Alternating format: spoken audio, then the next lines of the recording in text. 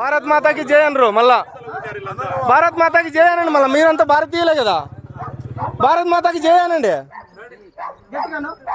అనండి అనండి. భారతదేశంలోనే పుట్టిండేది.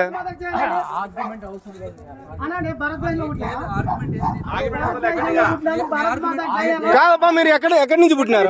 ఎక్కడ పుట్టినారు? భారత్ మాతకి జై భారత్ మాతకి జై అనేకి రాదా? భారత్ మాతకి జై అనేకి రాదా? సరే అనండి. ఇప్పుడు అనండి. ఇప్పుడు అనండి.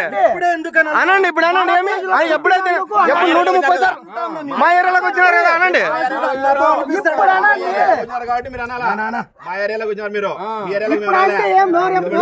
ఇప్పుడు భారత్ మాతకి జై అనేకి మీకు ప్రాబ్లం ఏమి? ఏపా చూస్తున్నారా? భారత్ మాతకి జై అంటే అంటున్నారా వీళ్ళు?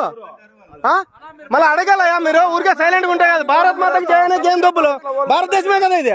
భారతదేశం పుట్టినప్పుడు భారతదేశంలో అనాలి కదా. భారత్ మాతకి జై రా. నీ తల్లికి వందనం చెప్పు.